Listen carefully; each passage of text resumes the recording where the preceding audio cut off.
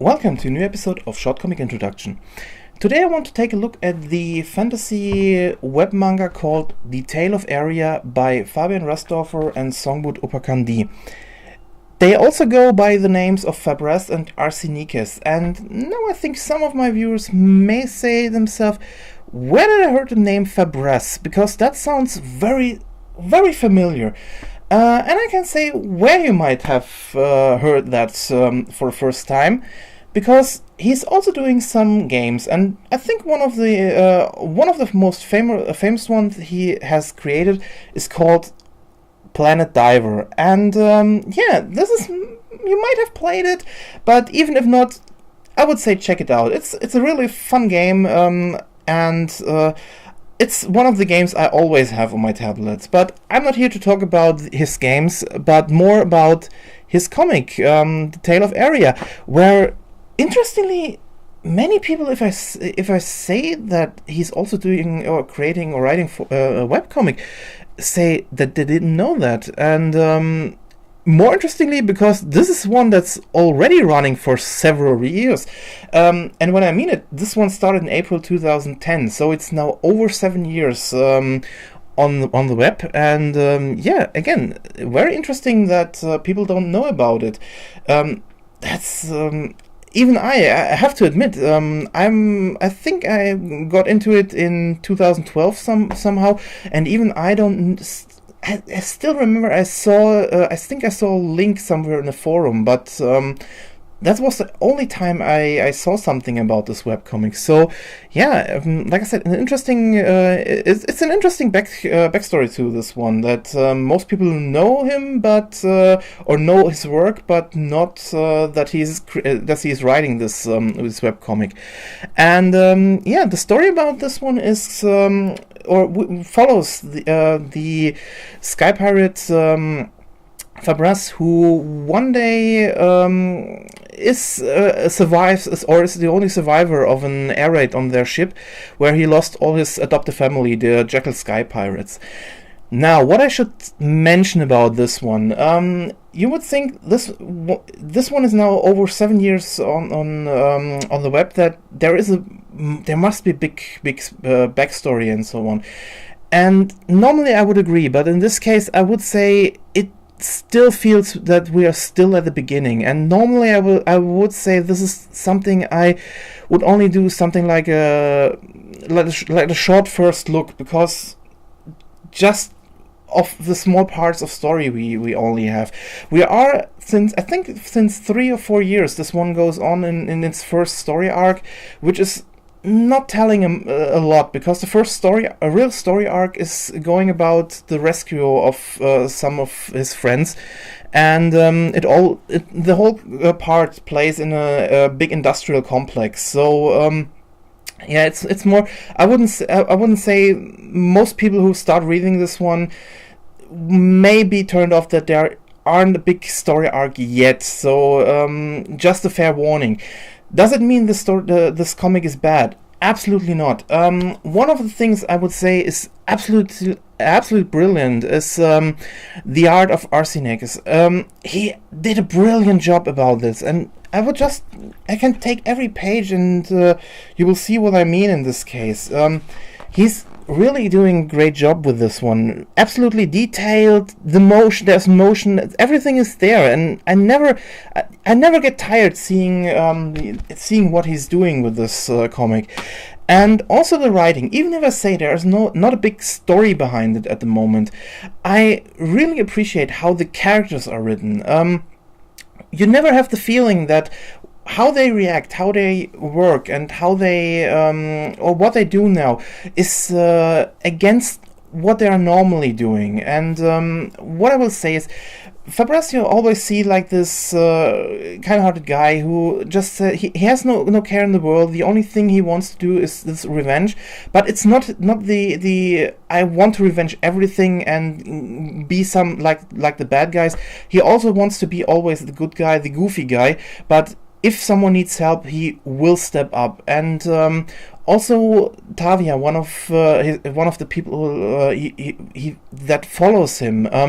There is one scene where you think she normally has this more let's say, fearful at her, that she tries to get to flee and always go to help people. And there's one scene where she's abducted, and you see how she reacts in that way, that she tries to be strong for another character there, and it doesn't, like I said, it doesn't take out, and it's not like it's against their character. It really works. And I know how it sounds, but like I said, if I can't tell you too much. I don't want to tell you too much, because even if there aren't big story parts at the moment, there are still parts I can spoiler, and in this case, again, I don't want to spoil too much about them in these introduction videos. Again, it's a very interesting comic, and another thing, I really think it's really working great, and I first thought that may get to, or may become a problem in many cases. The comic doesn't stand still. It's how to put it. There's never really a long quiet scene. Yes, there are people talking, but that's most 1 to 2 pages before the action rolls in again, or the characters start running again or doing something else. It's always in motion. There's always motion. I think people might enjoy might enjoy this a lot if they are into these fighting mangas or something like that.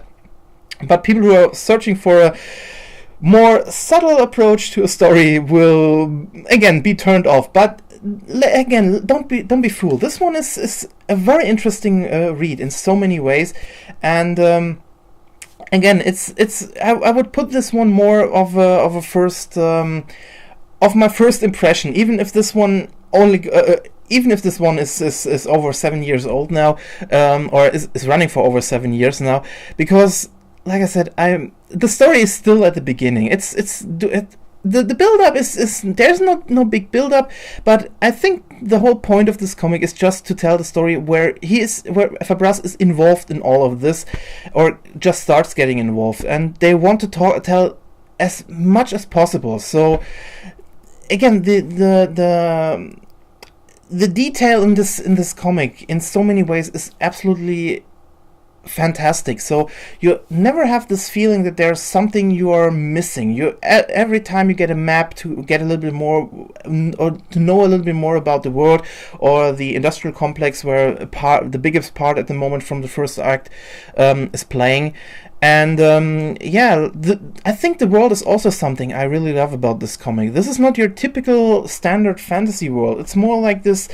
This is a world containing, or mostly being built out of flying islands, and this is. So they travel mostly with flying ships, and even these ships have more this industrial feel to it. So it's more like these fantasy comics, these steampunk fantasy like, and I'm a fan of this kind of things that not that you don't have this only fantasy, only steampunk part, but when you try to mix them, and I think it works really great in this one. It's definitely one I would recommend for everyone who is in these kind of stories and likes, like I said, a tight and quick one. And this is definitely one I would take in so many ways. Take a look, because there's a lot more behind it. There's this this kind of racial conflict between two different races, and how they all try to live again. Like I said, this is. It's hard to explain without spoiling too much, because we haven't much at the moment, but there is still a little bit more about the story than at first sight, or what you will see at first. Definitely one I would check out, and I really hope to see more about this, because the start is great, the art is great, and like I said, even the writing, I think, does a great job to represent this story. So definitely check it out. And if you want to support the artist and or the creators in this case, the writer, artist, creators, both of them, then yeah, there are many possibilities. Try to get the books. I'm not sure the link was down the last time I checked. I hope the link is back up.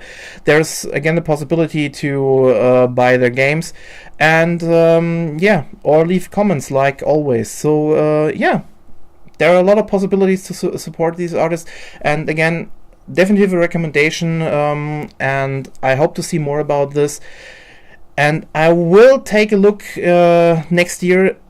Hopefully we are a little bit more, or in the next arc I definitely will take another look at this one, and then, you know, the second part will be amidst a lot of spoilers. Then we see what will come out of it. So thanks for watching, and goodbye.